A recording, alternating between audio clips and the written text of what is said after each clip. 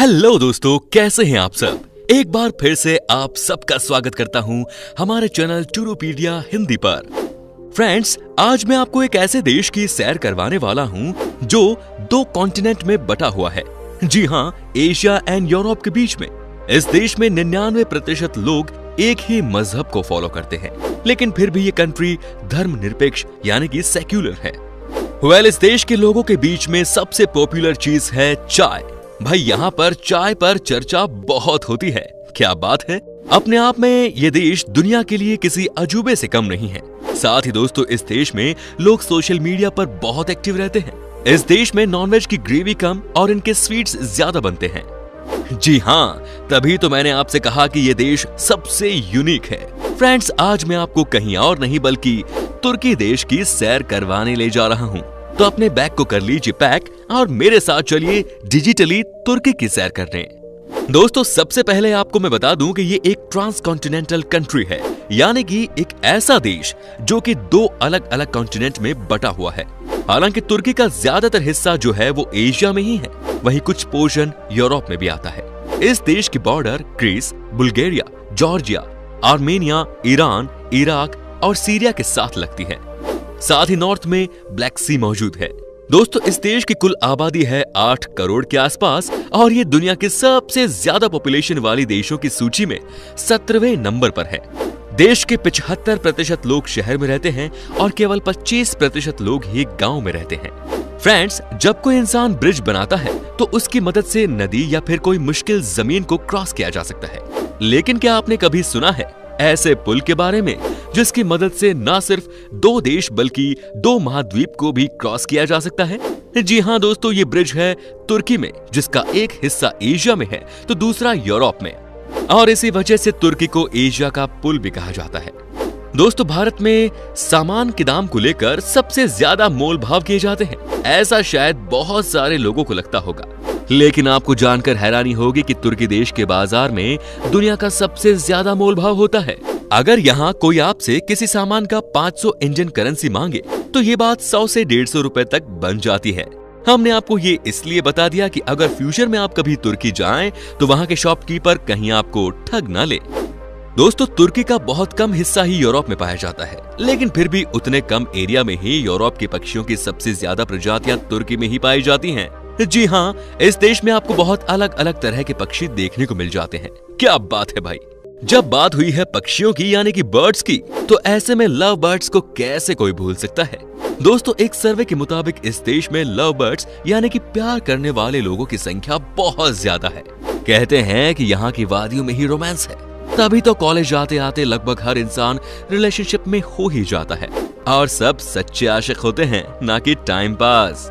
दोस्तों, तुर्की के लोग सोशल मीडिया पर बड़े एक्टिव होते हैं, तभी तो फेसबुक पर सबसे ज्यादा अकाउंट्स के मामले में तुर्की के लोग ही तीसरे नंबर पर आते हैं। जानकारी के लिए बता दूं कि पहले नंबर पर आता है अमेरिका और दूसरे नंबर पर आता है ब्रिटेन। आई एम श्योर कि फेसबुक पर आपके तुर्की के भी बहुत सारे दोस्त हो सकते हैं। तुर्की की कुल जनसंख्या में 99% लोग मुसलमान हैं, यानी कि इस्लाम धर्म को मानते हैं। लेकिन 99% मुस्लिम होने के बावजूद भी इस देश को धर्मनिरपेक्ष यानी कि सेक्युलर कहा जाता है। ये वाकई में हैरान करने वाली बात है, क्योंकि जिस देश में मुसलमानों की जनसंख्या ज्यादा है वहाँ इस्लाम रूल एंड रेगुलेशंस को फॉलो किया जाता है। मे बी टर्की में अभी भी सेक्युलरिज्म है। इसकी सबसे बड़ी वजह इस देश का कुछ हिस्सा यूरोप में होना हो सकता है।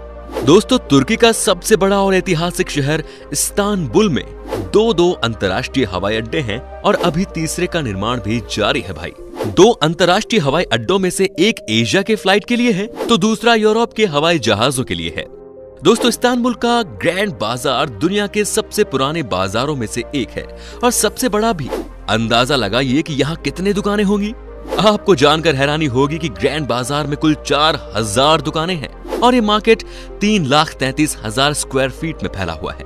अगर आप कभी भी टर्की जाएं तो इस जगह को एक बार जरूर विजिट करें, मजा आ जाएगा भाई। फ्रेंड्स, जब बात मिठाइयों की होती है तो अपने इंडिया का नाम सबसे ऊपर आता है, पर टर्की दुनिया का एकमात्र ऐसा देश है जहां आपको चिकन से बनी मिठाई मिलती है। इस मिठाई को चिकन और दूध को बॉयल करके बनाया जाता है। चिकन से मिठाई, ये बात हजम नहीं हुई भाई मेरे तो। क्या आपकी हो रही है? कमेंट्स में जरूर बताएं। जब बात होती है खाने पीने की तो तुर्की के लोग बड़े शौकीन होते हैं इस मामले में। खाने की तो हम आपको बाद में बता देंगे, लेकिन पहले आपको बता दें यहाँ के लोगों की पीने की आदत के बारे में।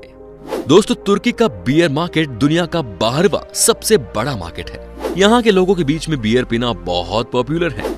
आपको जानकर हैरानी होगी कि इस देश में वाइन पीने की प्रथा 4000 ईसा पूर्व से होता रहा है। यहाँ के लोगों के बीच में व्हाइट वाइन बहुत पॉपुलर है। आप तुर्की के किसी भी रेस्टोरेंट में जाकर व्हाइट वाइन पी सकते हैं। दोस्तों, आपको बता दूं कि तुर्की देश में लाल रंग की टोपी पहनकर बाहर निकलना कानूनी अपराध है। ऐसा इसलिए क्योंकि इस पर बैन मुस्तफा कमाल पाशा ने लगाया था। उन्हें लगता था कि यह कट्टरता की निशानी है, इसीलिए अगर आप कभी भी तुर्की जाएं तो अपना लाल टोपी यहीं छोड़कर जाएं। दोस्तों, तुर्की दुनिया का एकमात्र देश है जहां बच्चे पैदा होने के बाद उन्हें नमक से लपेटा जाता है। ऐसा इसलिए किया जाता है क्योंकि वहां के लोगों का मानना है कि बच्चे के पैदा होते ही नमक से लपेटने पर उसके ऊपर से सारी बुरी नजर हट जाती है। वैसे हैरान करने वाली बात है ना कि हम इंसान कहते रहते हैं कि दुनिया कहां से कहां पहुंच गई है, लेकिन अभी भी बुरी नजर अच्छी नजर की बात हम करते रहते हैं। ये बात तो आपको पता ही होगी कि यूरोप के लोग कॉफी को बहुत पसंद करते हैं, लेकिन शायद ही आपको इस बात की जानकारी हो कि कॉफी पीने की शुरुआत यूरोप में इस्तांबुल शहर से ही हुई थी। जी हाँ दोस्तों, कई बड़े बड़े राजा महाराजा के साम्राज्य का इस्तांबुल राजधानी रह चुका है और ये शहर शुरू से ही बहुत डेवलप्ड है। दोस्तों, ये बात तो आप जानते ही हैं कि तुर्की में 99% लोग मुस्लिम हैं, लेकिन अब ये भी जान लीजिए कि इस देश में लगभग 85,000 मस्जिद हैं, जो इसे दुनिया के सबसे ज्यादा मस्जिद वाले देशों की सूची में ला देता है। दोस्तों, आपको बता दूं कि अगर आप जर्नलिस्ट बनना चाहते हैं और आप तुर्की में पैदा हुए हैं तो मामला थोड़ा मुश्किल हो सकता है। ऐसा इसलिए क्योंकि इस देश में सबसे ज्यादा परेशान पत्रकारों को ही किया जाता है और सबसे ज्यादा जेल की हवा भी पत्रकार ही खा रहे हैं। हमारे देश की तरह नहीं कि कोई भी पत्रकार कुछ भी बोलकर निकल जाए। तो दोस्तों, एक बात तो माननी पड़ेगी कि तुर्की देश बहुत लकी है। जानते हैं क्यों? क्योंकि यहाँ 1939 के बाद से कम 25 बेहद भयानक भूकंप के झटके आ चुके हैं और इनकी तीव्रता कम से कम 7.8 की थी। तो आप खुद ही सोचिए कि अगर कोई और देश 25 बार इस तीव्रता के भयानक भूकंप के झटके झेलता तो अब तक तबाह हो गया होता। दोस्तों, आपको बता दूं कि तुर्की में शेर को शेर के नाम से नहीं जाना जाता है। इस देश में शेर को असलान नाम से भी पुकारते हैं, जो कि नॉर्निया नामक बुक सीरीज में दर्शाया गया है। तो याद रहे कि जब भी आप तुर्की जाओ तो शेर को असलान कहकर पुकारना। दोस्तों, अब हम आपको बताते हैं तुर्की देश में वो कौन कौन सी जगह हैं जहां आप घूमने जा सकते हैं। साथ ही आपको बताएंगे कि इंडिया से तुर्की जाने का कितना खर्चा आपको आएगा और आप वीजा के लिए कैसे आवेदन करें। तो दोस्तों, तुर्की विश्व का सर्वाधिक लोकप्रिय पर्यटक स्थल है। ये 3 तरफ से विभिन्न समुद्रों से घिरा है, जिसके तटों पर शानदार बीच, घाटियां, बंदरगाहें, द्वीप तथा पठार हैं। सबसे पहले है इस्तांबुल। इस्तांबुल तुर्की का सबसे बड़ा शहर है। 1930 में इसे अपने पुराने ग्रीक नाम कुस्तुतुनिया के नाम से जाना जाता था। ये तुर्की का सबसे बड़ी आबादी वाला शहर भी है और इस शहर की स्थापना रोमन साम्राज्य के दौरान हुई थी। इस्तांबुल में कई ऐतिहासिक इमारतें हैं। यहाँ की हाजिया सोफिया और नीली मस्जिद बहुत प्रसिद्ध है। यहाँ के बाजार तो सबसे अलग है भाई। जिन लोगों को स्थापत्य से प्यार है, उन लोगों के लिए यहाँ पर बहुत सारे होम डेकोर के सामान उपलब्ध है। एक छोटे वास से लेकर एक बड़ी पेंटिंग तक सब कुछ यहाँ मिल जाता है। सिर्फ एक बात का ध्यान रखना पड़ेगा कि दुकानदारों से थोड़ा मोल भाव करना बिल्कुल ना भूलें। कापाडोसिया। दोस्तों, अगर आपको शौक है पहाड़ी एरिया में घूमने का, अगर आपको शौक है कुछ ऐसा देखने का जिसे देखकर आप खुद ही कहें कि भाई क्या जगह है, तो आप जब भी तुर्की जाएं तो सबसे पहले कापाडोसिया को विजिट कर सकते हैं। रॉक माउंटेन और उसके बाद यहाँ की खतरनाक ठंड, यहाँ का नजारा ही सबसे अलग रहता है। कहते हैं कि यहाँ आकर आपको फील होगा कि आप मानो किसी अलग ही दुनिया में आ गए हैं। इस शहर में hot air balloon, horse riding और भूमिगत गहर का लुत्फ आप उठा सकते हैं। आपके लिए कापाडोसिया घूमने का अनुभव बेहद शानदार हो सकता है। इस इलाके की कई अनोखी भूवैज्ञानिक, ऐतिहासिक और सांस्कृतिक विशेषताएं हैं। पामुकलाले।